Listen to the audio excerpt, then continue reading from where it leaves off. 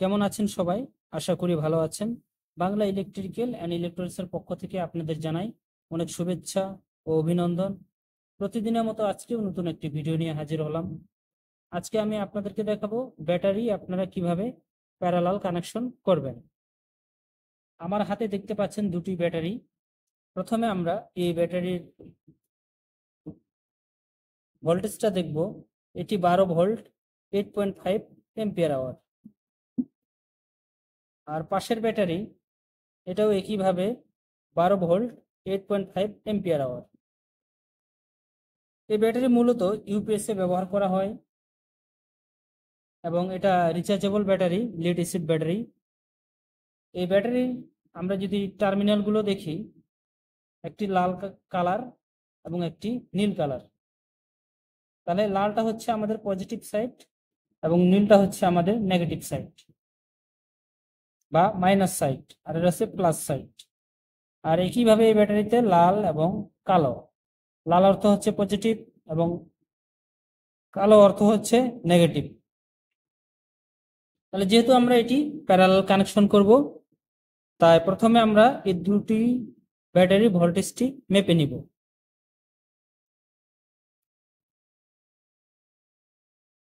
এটা ডিসি মোডে আমরা দিব। তারপরে মিটারটি আমরা যদি ধরি প্রথম ব্যাটারিতে, ধরার সাথে আমাদের শো করছে 12.84। আর পরেরটা যদি আমরা দেখি 12.45। তাহলে আমরা যে এখানে ব্যাটারি ভোল্টেজটা মাপলাম, এই অনুযায়ী ব্যাটারিটি আমাদের দুটোই ভালো আছে। এখন আমরা এটা প্যারালাল কানেকশন করব। প্যারালাল কানেকশন করার ক্ষেত্রে আমাদের নিয়ম হচ্ছে, প্যারালাল যদি আমরা কানেকশন করি সেক্ষেত্রে আমাদের কানেকশন করার নিয়ম হচ্ছে, এই ব্যাটারি পজিটিভ, এই ব্যাটারি পজিটিভ একসাথে কানেকশন করতে হবে। এই ব্যাটারির নেগেটিভ, এই ব্যাটারির নেগেটিভ আমাদের একসাথে কানেকশন করতে হবে। তাহলে এটাকে আমরা প্যারালাল কানেকশন বলে থাকি। তাহলে প্রথমে আমি এই ব্যাটারিকে এইভাবে নিয়ে নিই।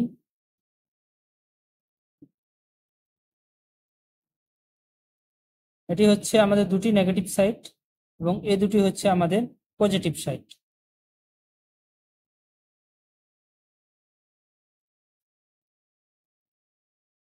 তাহলে আমরা আগে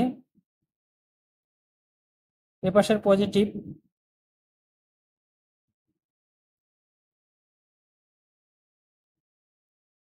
এ পাশের পজিটিভটা কানেকশন করে নিব এবং এ পাশের পজিটিভ।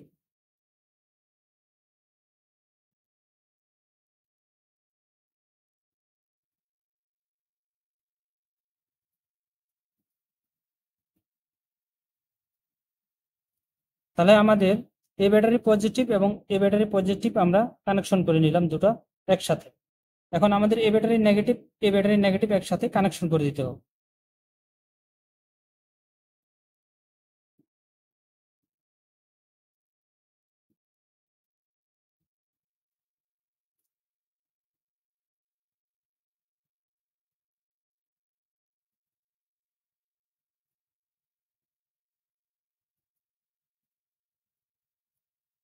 তাহলে আমরা এখানে খুব সহজভাবে কিন্তু কানেকশন করে ফেললাম, প্যারালাল কানেকশন।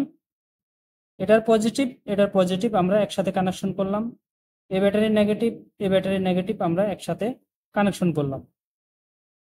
এই কানেকশনের ক্ষেত্রে আমাদের সতর্কতা বিষয় হচ্ছে, কখনো এক ব্যাটারির মধ্যে এ ব্যাটারি পজিটিভ, এই একই ব্যাটারি নেগেটিভ কখনো একসাথে শর্ট দেওয়া যাবে না। এতে করে ব্যাটারির যে সেল আছে সেগুলো নষ্ট হয়ে যেতে পারে। তাহলে এখন আমাদের কানেকশন শেষ হয়ে গেল। আমরা এখন ভোল্টেজ পরিমাপ করব। আসলে প্যারালাল কানেকশন করে আমরা কি ভোল্টেজ পাইলাম, কতটুকু পাইলাম, এটা আমরা দেখব। তাহলে আমরা এখানে পজিটিভে একটা দিলাম এবং নেগেটিভে যে কোনো একটাতে ধরলেই হবে। এটাতেও ধরতে পারি, এটাতেও ধরতে পারি, বা এটার সাথে এটাও ধরতে পারি। আমি এটাতে একটা ধরলাম, এখানে একটা ধরলাম, তাহলে এতে করে আমাদের কি হয়ে গেল, এখানে দেখায় 12.67 বা 68, আর এখানেও যদি পরিমাপ করি সেম দেখাবে 12.67।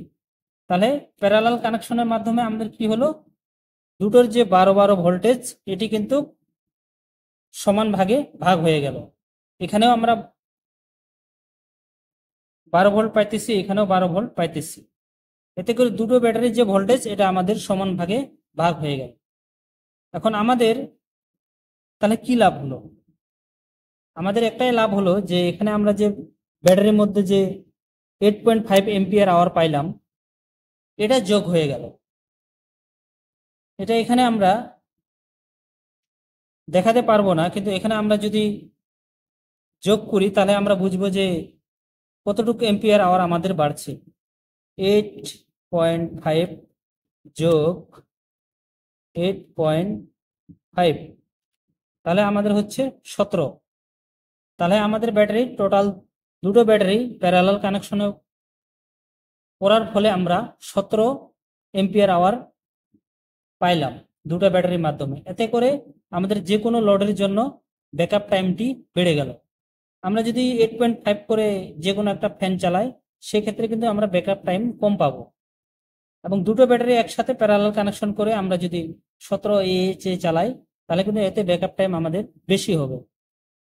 তাহলে আমাদের প্যারালাল কানেকশন করে আমরা বুঝলাম যে কি কি সুবিধা থাকে এবং কি কি অসুবিধা এটার মধ্যে পাওয়া যায়। হ্যালো ভিউয়ার্স, ভিডিওটি যদি আপনাদের ভালো লেগে থাকে তাহলে অবশ্যই লাইক, কমেন্ট এবং শেয়ার করবেন। ধন্যবাদ সবাইকে।